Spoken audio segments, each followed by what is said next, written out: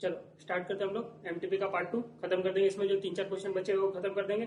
और question number 9 ना मैंने फर्स्ट पार्ट में करा था, लेकिन वीडियो करप्ट हो गया था, तो वो क्वेश्चन वापस से मुझे यहाँ पे मैं करा देता हूँ। ठीक है, चलो अभी देखते हैं यहाँ पे question number 9। Kristin LLP sells wide range of household product. ठीक है, the firm has recently received from few negative feedback उसको मिला। ठीक है, about the product and customer services, CEO is not happy with this as per the opinion of the CEO. CEO क्या बोल रहा है देखो, nowadays when a social media plays such an important role in making decisions, it's crucial to keep an eye on the quality of the customer service. customer service देना चाहिए ना तुमको, अच्छे से देना चाहिए, उसके ऊपर नजर रखो, कस्टमर सर्विस सेटिस्फाई हो रहा है कि नहीं हो रहा है, ऐसा वो बोल रहा है। If you don't care about customer satisfaction के बारे में तुमको केयर नहीं रहेगा, तो उनको तुम्हारे प्रोडक्ट के बारे में कोई केयर नहीं रहेगा। ठीक है, तो कोई ऐसा कुछ चीज एक्सपेक्ट भी मत करो उनसे। When customer share their story, they are not just sharing the problem. अगर कोई कस्टमर कुछ बोल रहा है तो उसका मतलब वो नहीं कि वो तो प्रॉब्लम बता रहा है, वो बता रहा है कि तुमको बिजनेस किस तरीके से करना चाहिए। They are actually teaching how to make your product service and business better. There has been considerable discussion at the corporate level as to improve customer satisfaction. बहुत सारी बातें कस्टमर सेटिस्फेक्शन को कैसे सेटिस्फाई करें।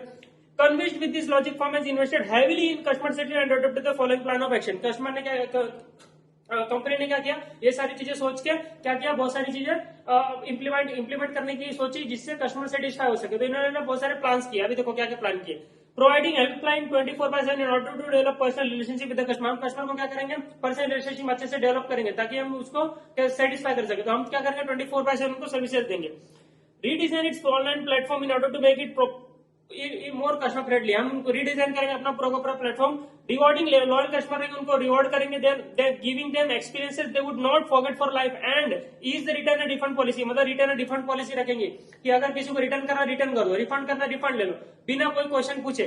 ऑफरिंग नो क्वेश्चन, आज guarantee is a smart more over competitors. ठीक है, the CEO was initially delighted to see that their efforts pay off in the form of higher customer satisfaction score index. However, he is anxious to see corresponding financial result. वो क्या बोल रहा है कि मुझे देखो कस्टमर सेटिस्फेक्शन देख के बहुत अच्छा लग रहा है कि मेरा ग्रो हो रहा है। ठीक है, लेकिन ये देखो ग्राफ अभी मैं नीचे बताऊंगा, लेकिन जो तुम्हारा रिजल्ट है ना, फाइनेंशियल रिजल्ट, वो तुम्हारा गिर रहा है। अभी देखो यहाँ पे कैसा, Q1 में देखो 86 लोग कस्टमर सेटिस्फाई थे। कैसे पता चला मुझे, देखो ये कलर यहाँ पे लिखा है, customer satisfaction of index and ROA, ये तुम्हारा आरओए बता रहा है। तो क्या बता रहा है, Q1 में देखो 86 था कस्टमर इंडेक्स, 89 हो गया, बढ़ गया, 91 हो गया, बढ़ गया, 93, धीरे धीरे करके 96 तक पहुंच गया तुम्हारा। ठीक है, 96 तक पहुंच गया कस्टमर सेटिस्फेक्शन लेवल। लेकिन आरओए देख तुम्हारा 8.6%, फिर 8.7 बढ़ा, फिर यहाँ पे 9.1% हुआ, लेकिन उसके बाद ग्रेजुअली गिरना चालू हो गया। देखो यहाँ पे एकदम गिरना चालू, लास्ट में देखो यहाँ पे बढ़ गया, 8.3 से 8.4 हो गया। दिस कॉल्ड इज होप, इसको बोलेंगे होप। ठीक है, होप मतलब तुमको ऐसे लॉस होते जाता, लॉस मतलब कम होते जाता, कम होता। एक लेवल के बाद आके पता चला कि नहीं, अब मेरा प्रॉफिट बढ़ना चालू हुआ, अब मेरा कस्टमर सेटिस्फाई, अब मेरा मार्केट बेस बन गया, मेरा कस्टमर बेस बन गया, अब मैं प्रॉफिट में खेलूंगा। समझ में धीरे धीरे बढ़ना चला। तो ये लास्ट में देखो, लास्ट में तुमको आगे एक छोटी सी होप मिली। ठीक है, जिससे तुमको पता चला कि नहीं अब तो मैं क्लियर हो जाऊंगा। समझ में, एग्जाम में एक क्वेश्चन ऐसा दिखे जिससे अरे मेरे को 10-15 मार्क पूरा आ गया, मैं क्लियर हो जाऊंगा। वैसे इनका 8 पॉइंट धीरे धीरे गिर रहा था, लास्ट में देखो 8.3 से 8.4 हो गया। हाँ, अच्छी बात है। अब मुझे लग रहा है कि मैंने जो किया, काम किया, जो मैं कस्टमर सेटिस्फेक्शन के लिए जो मैं कर रहा था, उससे मेरे प्रॉफिट को भी इम्पैक्ट होना चालू हुआ, मेरा प्रॉफिट अब बढ़ना चालू हुआ। ठीक है, तो ये तुमको एक होप मिला। Does the seeming lack of improvement in financial performance with the customer satisfaction, Christian LLP should stop investing a superior customer experience discussed?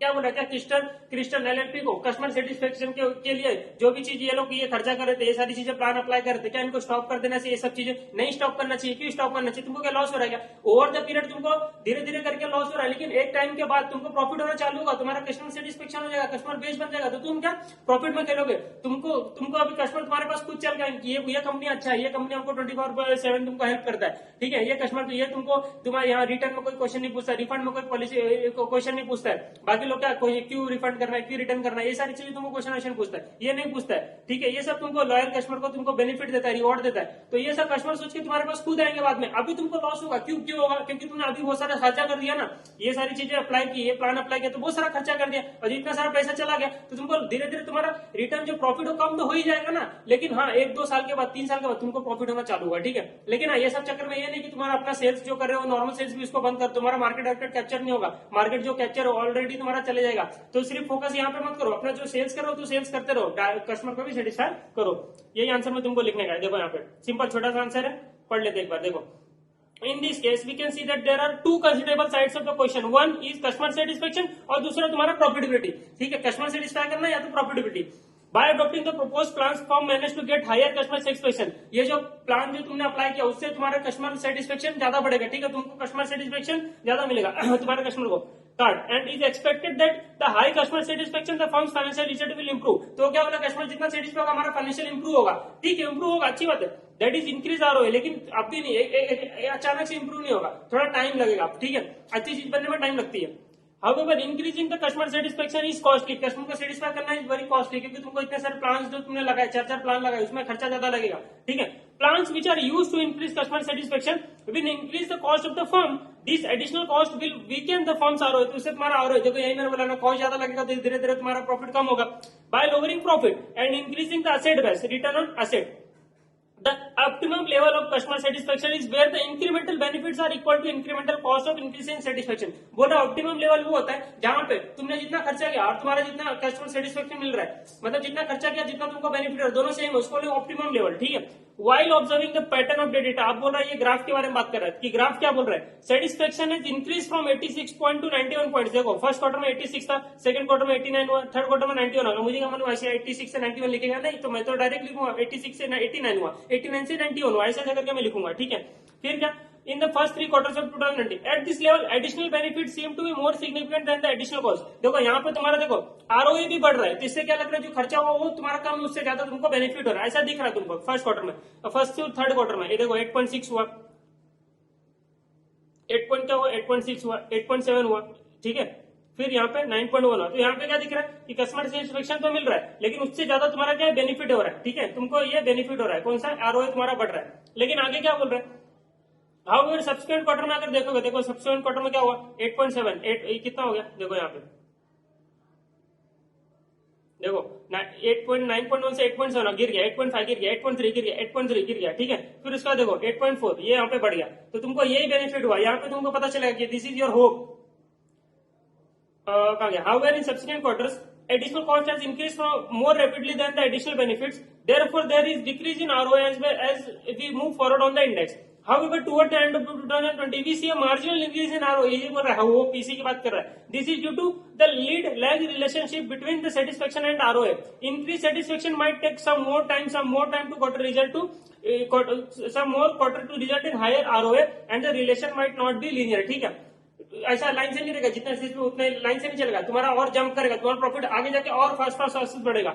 However toward the end of 2020 the customer satisfaction score establishes 93 to 96 point.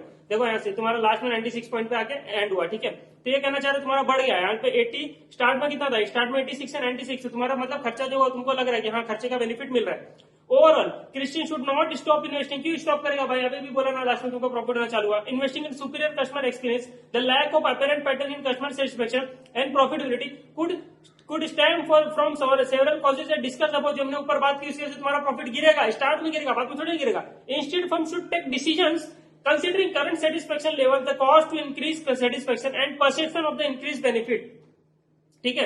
Moreover, the firm should also consider the current sales, otherwise it might lose its share to competitor if they do nothing। ठीक है, तो वही मैं last में तुमको क्या बोला था कि तुम्हारा जो शेयर है उसको भी लूज नहीं करने का, ठीक है, वो भी लेके चलते रहना है। तो क्वेश्चन नंबर 9 बहुत सिंपल था, जो क्वेश्चन था उसी में से 4-5 लाइन निकाल के तुमको आंसर यहाँ पे लिखने का था, अंडरस्टैंड करना था, ठीक है। ग्राफ के ऊपर पूरा आंसर है तुम्हारा, ठीक है।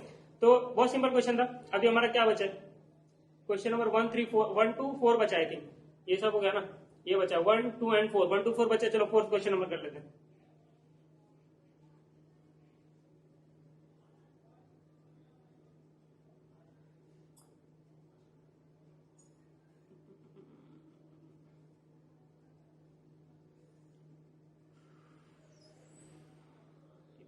क्वेश्चन नंबर 4 किधर गया,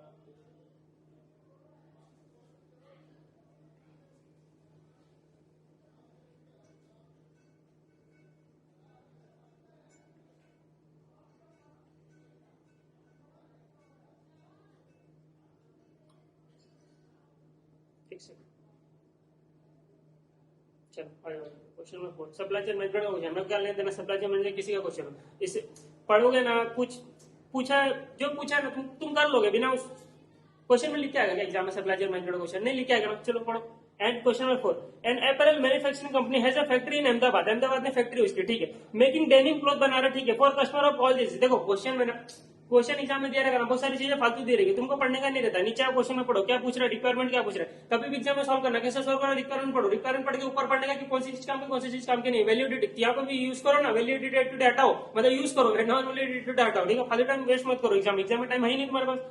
Analyze the non-financial measures of quality of the divisions over the 6-month period. Focus on the production performance, delivery cycle performance and customer satisfaction. क्या बोल रहे हैं कि 3 चीज के ऊपर फोकस करो और तुमको क्या करना है, नॉन फाइनेंशियल मेजर्स बताने of the quality of the divisions over the 6 month period. किसके ऊपर फोकस करना, 3 चीज के ऊपर, प्रोडक्ट परफॉर्मेंस के ऊपर, डिलीवरी साइकिल परफॉर्मेंस के ऊपर और कस्टमर सेटिस्फेक्शन के ऊपर, ठीक है। तुमको देखो एक टेबल दिया हुआ है, क्या बोल रहा है टेबल में, कस्टमर्स हैव बीन वेरी, अच्छा पढ़ लेता हूँ, तुम बोलोगे सर आपको तो पता है, मेरे को नहीं पता है, चलो पढ़ लो।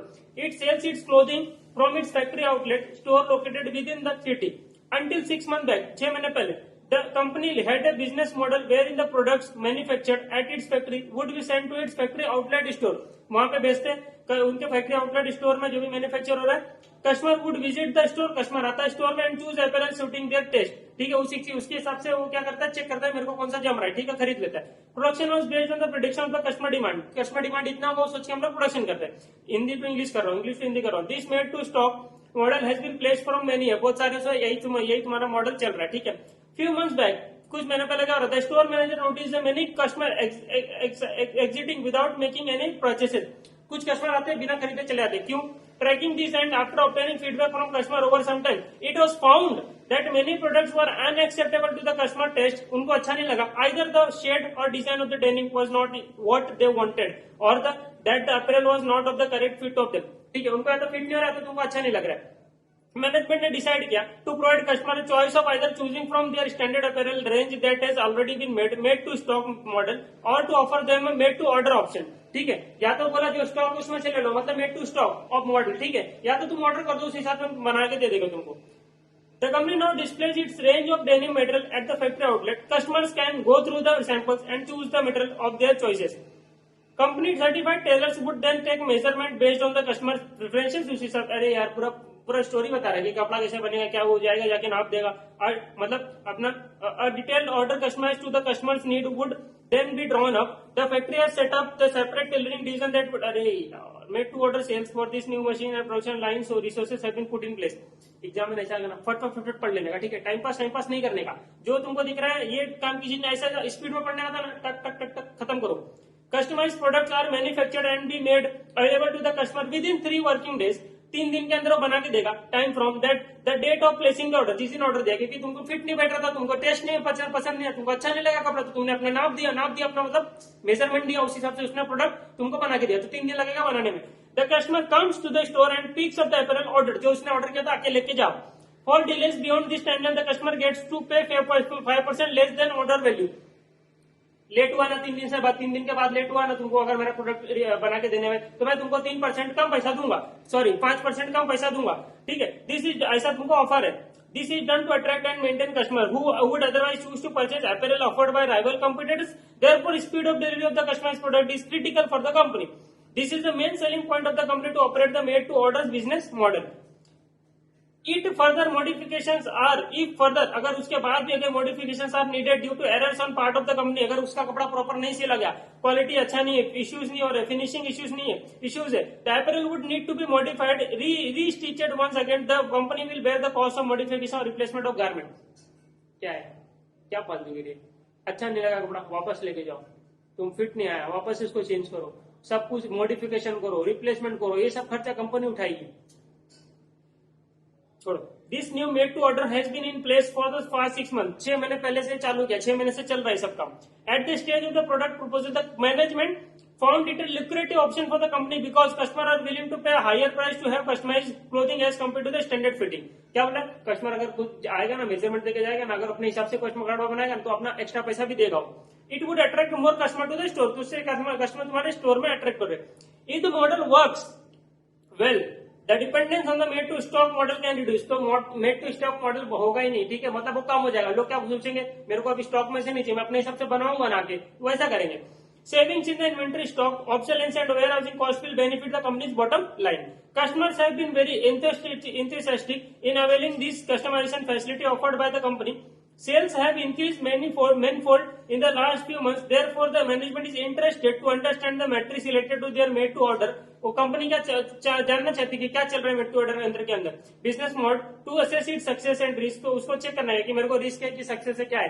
तो some of the non financial metrics are given below. अब देखो ये जो दिया हुआ है तीनों, इसमें तुमको फाइंड करना है कि इसमें प्रोडक्शन परफॉर्मेंस के अंदर कौन सा पार्ट आएगा, डिलीवरी साइकिल परफॉर्मेंस में कौन सा पार्ट आएगा, एंड कस्टमर सेटिस्फेक्शन में कौन सा पार्ट आएगा। समझ में आया? बोलो समझ में आया कि नहीं समझ में आया? देखो अब देखो मैं आ जाओ यहाँ पे पढ़ता हूँ, नीचे से पढ़ते देखो।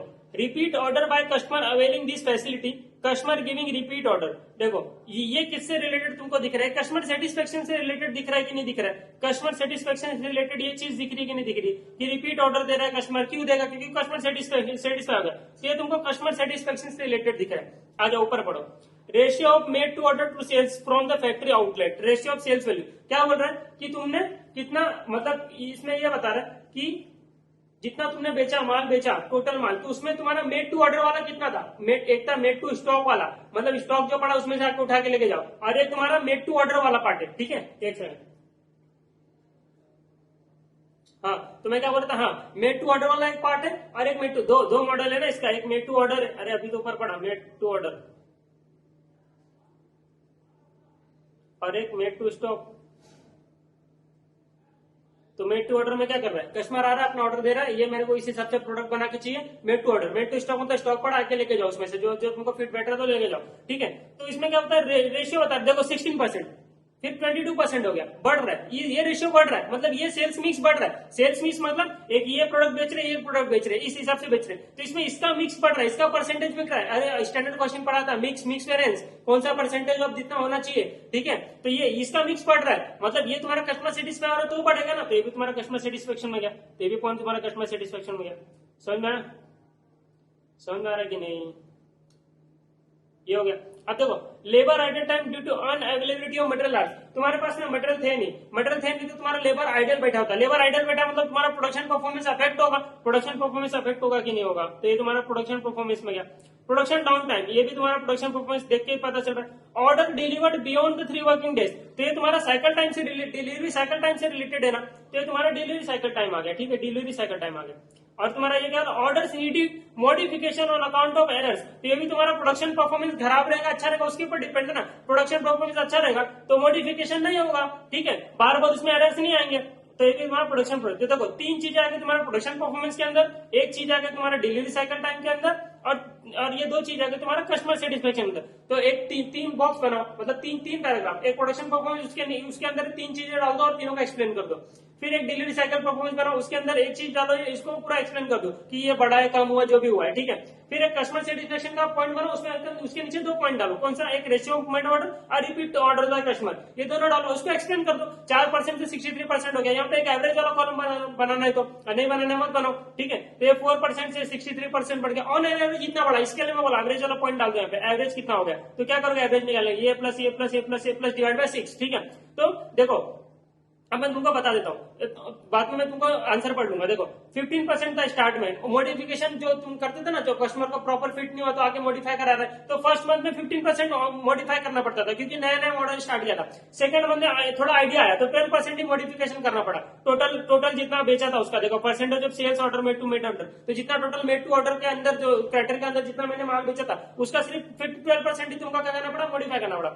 इसमें 10% ही मॉडिफाई करना पड़ा, 8% मॉडिफाई करना पड़ा, 5% ऑफ सेल्स मॉडिफाई करना पड़ा, 4% ऑफ सेल्स धीरे धीरे कम हो रहा है ना, तो ये तुम्हारा अच्छा दिख रहा है, बिजनेस सक्सेस की तरफ दिख रहा है। ठीक है, फिर डिलीवर देखो 3 दिन के बाद कितने डिलीवर, तो 5% तुम्हारा क्या हो रहा है, 5% of total sales of made to order criteria के अंदर। ठीक है, उसमें देखो तुमने मतलब मेड टू ऑर्डर के अंदर 100 माल बेचा, तो उसमें से 5% जो माल है ना तुम्हारा, 5% माल वो तुम्हारा 3 दिन डिलीवरी के बाद जा रहा है। 3 दिन डिलीवरी के बाद जा रहा है मतलब तुमको लॉस होगा। क्या लॉस होगा, 5% पैसा कम देगा ना, वो नहीं पता क्या, ऊपर पड़ा था ना, 5% पैसा कम देगा। देखो 5% less on the order value, कब अगर तुम कस्टमर को डिले करते हो, डिले बियॉन्ड दिस टाइमलाइन, 3 दिन का टाइमलाइन के अंदर नहीं दोगे तो तुमको उतना पैसा कम मिलेगा, ठीक है। तो देखो यहाँ पे 5%, यहाँ 4% हुआ, 3% हुआ, फिर बढ़ के 6, 7, 5 हो गया वापस से, ठीक है। तो ये तो ऑन एन एवरेज देख लेना कितना परसेंट है, ठीक है।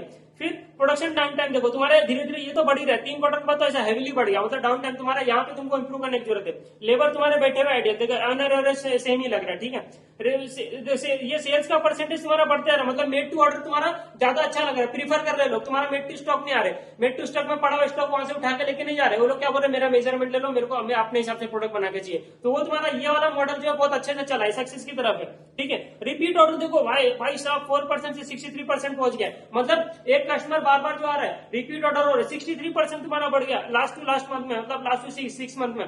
तो मतलब ये सब चीजें सक्सेस की तरफ इशारा कर रही है। तो तुमको 3 पार्ट में बांट के ना आंसर दिखाने का, देखो सिंपल मैं बताता हूँ आंसर कैसे लिखोगे। देखो प्रोडक्शन परफॉर्मेंस, इसके अंदर 3 चीज डाल दी, मॉडिफिकेशन टू ऑर्डर वाला, प्रोडक्शन डाउन टाइम वाला और लेबर आइडल टाइम वाला, इसको अंदर एक्सप्लेन कर दो जो मैंने अभी बोला वही एक्सप्लेन किया हुआ है, ठीक है।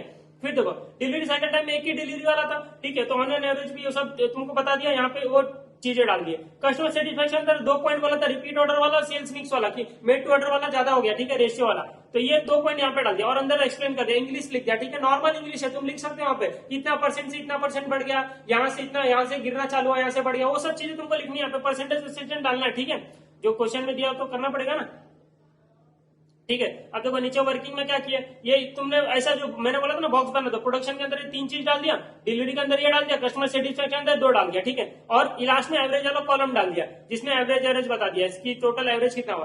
तो ये सब चीजें तुम करोगे ना, तुम्हारा आंसर ऑटोमेटिक हो जाएगा। पूरे क्वेश्चन में आंसर दिया हुआ है, और क्या चाहिए तुमको, ठीक है, तुमको और क्या चाहिए, दिमाग लगाने का नहीं लगाने, पूरा क्वेश्चन में आंसर दिया हुआ है, तो एकदम सिंपल क्वेश्चन है। अभी क्या ये क्वेश्चन ऐसा पढ़ के लगा क्या सप्लाई चेन मैनेजमेंट लगा क्या कुछ नहीं ना, नहीं भी अगर पता चलता है एग्जाम में सप्लाई चेन मैनेजमेंट का क्वेश्चन है तो क्या क्वेश्चन नहीं कर पाऊंगा, क्या कर लूंगा ना, थोड़ा लॉजिक लगाने का दिमाग लगाया, थोड़ा एग्जाम में थोड़ा ओपन करके बैठना, ठीक है, समझ में आया। तो ये क्वेश्चन हो गया खत्म, कुछ था नहीं इसमें। अब आ जाओ फर्स्ट एंड सेकंड क्वेश्चन, फिर आरटीपी अपना खत्म, ज्यादा लंबा नहीं करेंगे वीडियो, 2 घंटे का ऑलरेडी डाल चुका हूँ, परेशान हो जाओगे।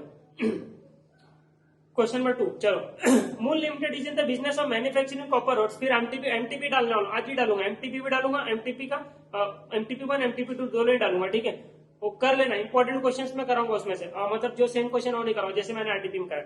The copper rods are sold to various cable wires manufacturers across the country, question क्या पूछा नीचे पढ़ लेते हैं। List various non financial and ethical consideration in decision making करते समय क्या तुम non financial and ethical consideration दिमाग में लोगे। Evaluate the impact of the various issues in financial study and give your recommendation, पूरे क्वेश्चन में कहीं ना कहीं फाइनेंशियल स्टडी दिया होगा, उसमें तुमको क्या इम्पैक्ट तुमको दिख रहा है, impact of the various issues in the financial study and give your recommendation. चलो पढ़ते हैं, छोटे क्वेश्चन है, चलो पढ़ लो। Wool Limited is in the business of manufacturing copper rods, ठीक है, the copper rods are sold to various cable wires manufacturers across the country. The growth in the economy, especially the power sector, has led to sharp increase in demand of cable wires and copper rods. The company is considering an opportunity to set up its own copper wire manufacturing plant and gain a share of cable wires market. Company क्या सोच रही है, company सोच रही है ना कि हम लोग अपना ना खुद का बिजनेस डालते हैं कॉपर वायर का, ठीक है, और मार्केट शेयर जो भी cable market gain a share of cable wires market, तो केबल का जो मार्केट है वायर का मार्केट है वो हम लोग गेन कर लेते हैं, ठीक है। A detailed study was carried out to understand the market of cable wires, ठीक है, तो कभी भी बिजनेस करने से पहले तुमको स्टडी करना पड़ेगा मार्केट में क्या चल रहा है, कैसे प्रोडक्ट बनेगा, क्या तुमको चीजें जरूरत पड़ेगी, वो सारी चीज तुमको नीड होगी, ठीक है, तो उसका तुमको एक बार रिसर्च करना पड़ेगा। तो ये लोग ने रिसर्च किया और पता किया कि डिटेल स्टडी किया to understand the market of cable wires, market growth, competitive landscape, financial feasibility etcetera. The chairman has asked the director of finance to review the financial feasibility study and highlight concerns if any. तो उन्होंने क्या किया, ये financial study किया और बताया and highlighted concern if any, और उसको बोला कि तुम क्या करो, तुम मुझे बताओ कोई कंसर्न वंसर्न है क्या, स्टडी ये स्टडी कर लो, ठीक है। तो the paragraph contain summarise information of financial study carry out, ये तुम्हारा फाइनेंशियल स्टडी है, ठीक है, ये तुम्हारा फाइनेंशियल स्टडी है। यही तो क्वेश्चन पूछा था कि इश्यूज बताओ फाइनेंशियल स्टडी में क्या है तुम्हारे ऊपर, तुम्हारे हिसाब से क्या है इश्यूज है, तो मैं पढ़ूंगा, मेरे को जहां दिल से ऐसा लगेगा बुरा है गलत बात है तो मैं वहां पे लिख दूंगा ये गलत बात है, ठीक है, वो मेरे इश्यूज रहेंगे, ठीक है। आगे चलो पढ़ते हैं अभी। Project of setting up a new cable wire manufacturing plant is expected to yield a net present value of 200 crore. ये बिजनेस करके 200 का नेट प्रेजेंट वैल्यू हमको बेनिफिट होगा, ठीक है, crore. Considering a project life of 20 years, उसका 20 ईयर्स का life रहेगा प्रोजेक्ट का। एनपीवी निकालने आता है ना, कैपिटल बजटिंग किया ना, नहीं किया तो अभी यहाँ पे नहीं कर सकते, टाइम नहीं है, ठीक है। देखो, the initial cost of setting up the SFM पढ़ा ना, वहां पे होगा NPV. The initial cost of setting up the plant is 500 crore which is readily available with the company, ठीक है। कंपनी का 500 करोड़ रुपया पड़ा हुआ है और ये तुम्हारा प्लांट का खर्चा है, ठीक है। The project would yield IRR of 17.5%, जो कि सबसे ज्यादा है over under operation, which is higher than the IRR of the other plants under operation, ठीक है। पहला बात बता दिया प्रोजेक्ट के बारे में, प्रोजेक्ट वायबल है कि नहीं है, ठीक है। आज एक सेकंड पढ़ते हैं। The plant would employ about 70% of labour on contractual basis, हम ना लेबर को ना कॉन्ट्रेक्चुअल बेसिस पे रखेंगे। गलत बात यहाँ पे देखो, मेरे को गलत बात लग रहा है, आगे पढ़ते हैं। This labours would mostly comprise immigrants from neighbouring countries. The feasibility study has assumed that, इन्होंने क्या अज्यूम किया, that the immigrants labours would be paid 15% less wage than the paid to other workers. ये गलत बात कर रहे हो, तुम कम पैसा दे रहे हो उसको, उनकी मजदूरी का फायदा उठा रहे हो, गलत बात है। However, the wage paid to immigrants would still be higher than the minimum wage requirement। लेकिन ये क्या बोल रहे हैं कि जितना उनका रिक्वायरमेंट ज्यादा हम दे रहे, ये सब कैसे तुम्हारे बातें। The contribution to retirement fund is also not considered, उनके रिटायरमेंट का कोई फंड वंड हम लोग नहीं कर रहे हैं। The project evaluation, the company feels that immigrant workers would not stay beyond the period of a year, एक साल से ज्यादा वो लोग यहाँ पे नहीं रहेंगे, तो हम लोग बोल रहे हैं कि उसका कोई कंट्रीब्यूशन फंड वंड ऐसा कुछ करेंगे नहीं, गलत बात है ना, उनका सोचो ना आगे का कुछ भी। And thus there is no requirement to contribute to retirement fund, ये गलत बात है। एक मेरे को एक इशू ये दिखा, लेबर से रिलेटेड मेरे को एक ये इशू दिखा। Second, the existing plant of the company do not have free space available and कोई फ्री स्पेस अवेलेबल नहीं है इनके पास। The company will need to buy land, ठीक है, to the existing plant. A part of the proposed land to be acquired falls under the forest area, forest area. अब क्या बोल रहा है कि ये a part of proposed land, जो तुमने इन्होंने सोचा ना कि ये लैंड पे हम लोग काम करेंगे, उसको एक्वायर करेंगे, वो फॉरेस्ट रिजर्व एरिया के अंदर आता है। Where no commercial activities allowed, जहां पे कमर्शियल एक्टिविटी तुम नहीं कर सकते हो। The company officials are in licence with the government officials to get the land parcel approach, ठीक है, पार्सल अप्रूव। तो गवर्नमेंट के क्या है, गवर्नमेंट के साथ ये लोग थोड़ा बातचीत कर रहे हैं, जिससे मतलब बातचीत में समझ गया ना तुमको, क्या कर रहे हैं, घूस घूस खिलाएंगे और गवर्नमेंट को पैसा वैसा देके लोग क्या करेंगे, अप्रूव करवा लेंगे। तो गलत बात है ना, नेचर के साथ खिलवाड़ कर रहे हो तुम लोग, सोशल रिस्पॉन्सिबिलिटी है कि नहीं है। तो वो एक इश्यूज मेरे को यहाँ पे दिखा इनके फाइनेंशियल स्टडी में। और certain amount of the value of land would be paid to certain government officials through a consultant. देखा, नाम दे रहे कुछ और, देने का कुछ और है। This cost is not a part of the project evaluation report, ठीक है। कैसे लोगे, the new plant would also produce certain chemical harmful waste. देखो दूसरा एक और वेस्ट निकला है, इन्वायरमेंट को यहाँ पे लफड़ा हो रहा है। Which would be dispose of into a nearby river water after treatment. The company however does not have any technology to treat the waste fully. A new treatment plant would cost about 100 crore. और जो new plant लगेगा, अगर new plant अगर तुमको लगाना पड़ेगा, ये chemical को तुमको क्या करना पड़ेगा, डिस्पोज ऑफ करने के लिए, तो उसका 100 करोड़ का खर्चा आएगा। करेंगे क्या ये लोग, पता नहीं। The finance director has forwarded the entire report to you for comments. पहले तो मैं सेकंड आंसर लिखूंगा, मैं पढ़ के ना सेकंड तीन चीजें मेरे को मिल गई, फाइनेंशियल स्टडी से ना मेरे को इश्यूज मिल गए। क्या क्या इश्यूज मिले देखो बताता हूँ।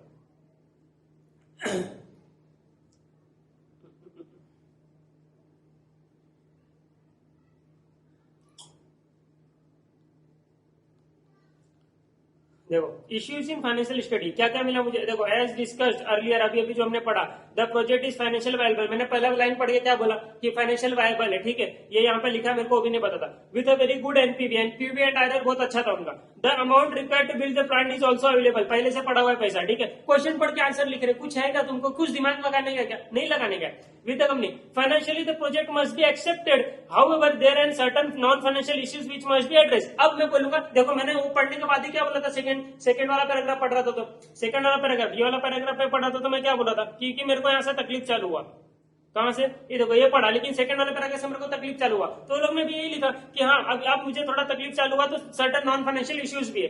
पहला फाइनेंशियली तो वायबल है, लेकिन नॉन फाइनेंशियल इश्यूज है, क्या क्या है, देखो पेमेंट टू लेबर एथिक्स, पहला पॉइंट मेरे को ये मिला था। दूसरा availability of land and bribery, मैंने बोला घूस देंगे वो लोग, लैंड नहीं है इनके पास। तीसरा क्या बोला था, केमिकल वेस्ट एंड टेक्नोलॉजी। तीन से ज्यादा और कुछ दिख रहा है क्या, नहीं दिख रहा है, कंक्लूजन खत्म हो गया बात, ठीक है। फाइनेंशियल स्टडी तुम कर सकते हो, तुमको इतना चीज तो आता ही है, इतना तुमने अभी तक पढ़ लिया है। देखो payment to labour ethics as explain. अभी देखो यहाँ पे जो आयशा लिखता है और जो हम लिखेंगे मैच नहीं होगा। कैसे मैच होगा एग्जाम अगर फर्स्ट टाइम आ जाएगा? मेरे को क्या मालूम आयशा कौन सा लैंग्वेज यूज करने वाला, कौन सा ऑथर से लिखा रहा है? मैं तो अपने हिसाब से लिखूंगा ना। तो जब मैं पढ़ूंगा वहां से वहां पे मैं उठा के लिखूंगा, वहां पे दो चार लाइन जो भी वहां पे से उठाऊंगा, थोड़ा अपना इंग्लिश डालूंगा, लिख दो, खत्म हो गई बात।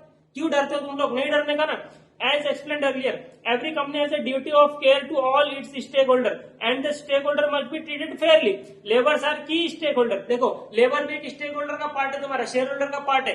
तो वो भी तो तुम्हारा, तुम सिर्फ फाइनेंशियल वाला देख रहे हो, तुम सिर्फ जो मतलब तुम्हारा मार्केट प्राइस वाले, स्टॉक मार्केट वाले, वो लोग शेयर होल्डर को देख रहे हो। ये भी तो तुम्हारे स्टेक होल्डर के अंदर आता है, उनको भी तो सोचो।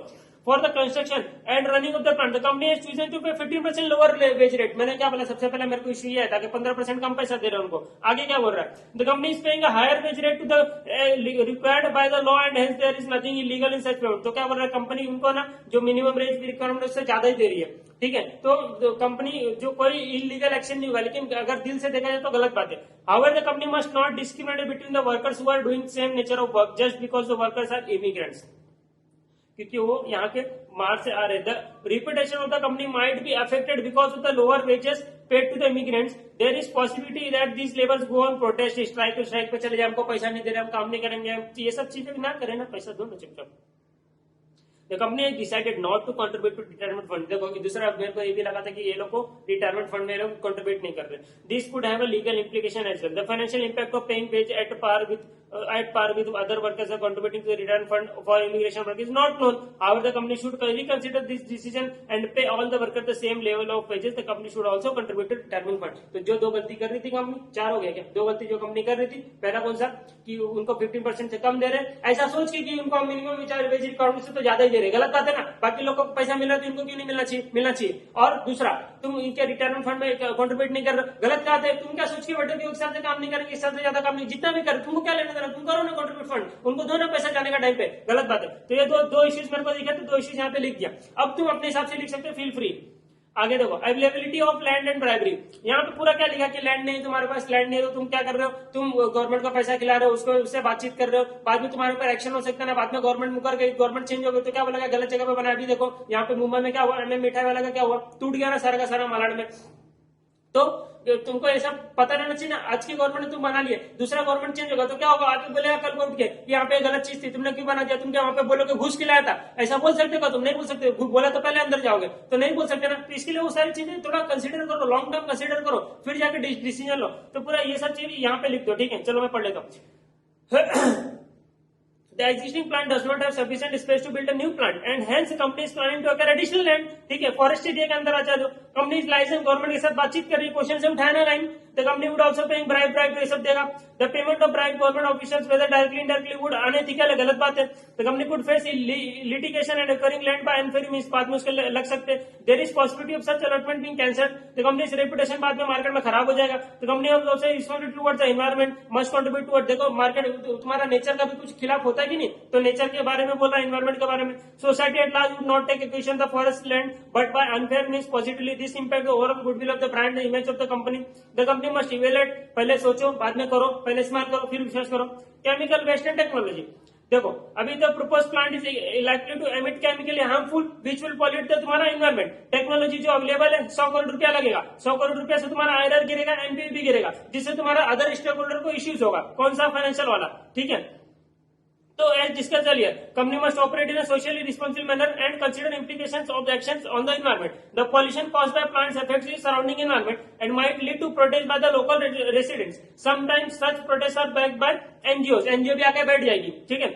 The commissioning of environmentally sensitive project is difficult at times and can cause project delays as well. तो उससे प्रोजेक्ट तुम्हारा डिले हो सकता है, ठीक है। तो ये सारी चीजें तुम्हारे यहाँ पे लिखा है। कंक्लूजन क्या बोला? Ultimate objective of the company to maximise shareholders wealth, ठीक है। The company must however operate in a socially responsible manner in achieving the objective of the wealth maximisation.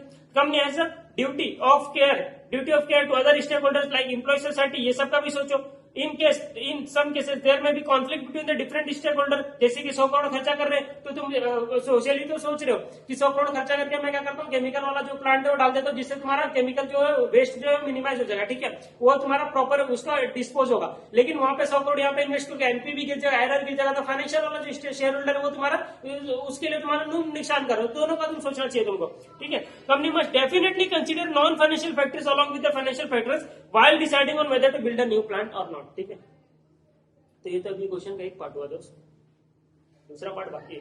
दूसरा पार्ट क्या बोलता, list various non financial and ethical consideration and decision making. आप देखो तुम एक एक चीज यहाँ पे लिख दो। इश्यूज क्या बोलोगे कि 200 करोड़ का एनपीवी है, आईआरआर 17.5% है, फाइनेंशियल वायबल है, खत्म हो गई बात। अब क्या बोलोगे, non financial ethical consideration and decision making. पहला, तुम इन्वायरमेंट के बारे में सोचो, तो जहां जहां पे इन्वायरमेंट का था वहां पे यहाँ पे डाल दो।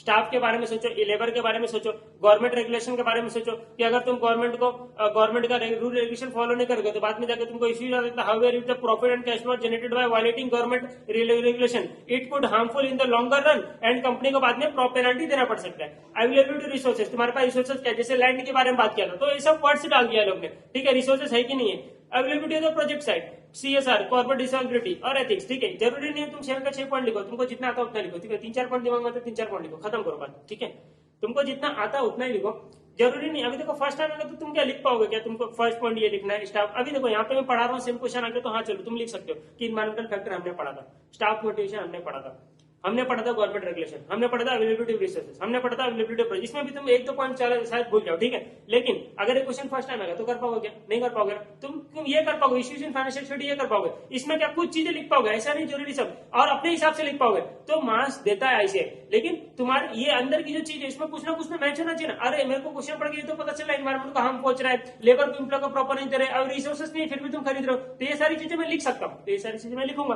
खत्म हो गई बात। ठीक है, question number 2 is done. Now question number 1, question number 1 तो कराने का मन भी नहीं है। देखो मैं बताता हूँ, वो क्वेश्चन आ चुका है एग्जाम में, मतलब एक बार पिछले एग्जाम में शायद आता, तो इसके लिए ना हम लोग कुछ करेंगे नहीं उसमें। एक बार तुमको बताता हूँ है क्या उसमें। देखो ये क्वेश्चन नंबर 1, एरोप्लेन उड़ रहा है ना, जाने दो उसको, यहाँ पे जा रहा है। देखो यहाँ पे क्वेश्चन में क्या पूछा था, advise the strategy that BA should follow in order to gain superior performance and competitive advantage over its competitor। First question की बात करो तो superior performance and competitive advantage अगर तुमको गेन करने का तो फर्स्ट चैप्टर में आ जाओ। फर्स्ट चैप्टर में तुमने क्या पढ़ा था कि अगर तुम कॉस्ट लीडरशिप स्ट्रेटजी एंड दूसरा डिफरेंशिएशन स्ट्रेटजी, ये 2 स्ट्रेटजी तुम फॉलो करके superior performance and competitive gain advantage कर सकते हो ओवर कॉम्पिटिटिव, तुम गेन कर सकते हो, एडवांटेज गेन कर सकते। ठीक है, तो पूरे आंसर में तुमको ये 2 चीज लिखने का। देखो लो कॉस्ट स्ट्रेटजी के बारे में लिखा, डिफरेंशिएशन स्ट्रेटजी में लो कॉस्ट स्ट्रेटजी में लिखना है तुमको कॉस्ट कम करना है ताकि तुम कॉम्पिटिटर से तुम अपना कॉस्ट कम सब कर सको, तो तुम्हारा सेलिंग प्राइस कम रहेगा, तुम मार्केट कैप्चर कर सकते हो। दूसरा डिफरेंस है, तुम अपने प्रोडक्ट को एकदम अलग करो, तुम एरोप्लेन वाली इंडस्ट्री है तो तुम ऐसा सर्विस दो, जिस प्रीमियम सर्विस दो जिससे तुम चार्ज कर सको प्रीमियम, लोगों को अच्छा लगे। ठीक है, तुम्हारा एरोप्लेन अलग होना चाहिए, अच्छा दिखना चाहिए, अंदर से अच्छा होना चाहिए, तो फिर तुम्हारे जो भी स्टाफ है वो अच्छे होने चाहिए। ठीक है, समझ रहे हो ना। फिर उसके बाद तुमको प्रॉपर मील अच्छा होना चाहिए, तो ये सब तुम डिफरेंशिएशन स्ट्रेटजी में डालो। ठीक है, और यहाँ पे ऊपर लिख दिया कि क्या होता है low cost strategy, differentiation strategy. ठीक है, अल्टरनेटिवली दोनों को मिक्स करके करो, वैसा ऐसा चीज मतलब लिख दिया, उतना कुछ इंपॉर्टेंट नहीं है, एक बार तुम रीड करो। वैसे भी एग्जाम में लास्ट टाइम आ चुका है तो आई थिंक चांसेस कम है। तो हम लोग का यहाँ पे आरटीपी होता है डन, खत्म हो गए सारे क्वेश्चंस खत्म, कुछ मेरी तरफ से बाकी नहीं है, आप लोग की तरफ से बाकी नहीं रहना चाहिए। ठीक है, चलो ये वीडियो बना 37 मिनट्स का, और अपना जो पहला वाला वीडियो 2 घंटे का, तो 2.5 घंटे में आरटीपी खत्म, टाटा बाय बाय। चलो अच्छे से कर लो। अभी मैं एमटीपी डालने वाला, एमटीपी 1, 2 बहुत इंपॉर्टेंट है। ठीक है, कर लेना, इंपॉर्टेंट क्वेश्चन करना। ठीक है, उसमें से, और मैं बताऊंगा कौन सा करना कौन सा नहीं करना। चलो मिलते हैं अभी एमटीपी में नेक्स्ट लेक्चर में। ठीक है, चलो टाटा बाय बाय।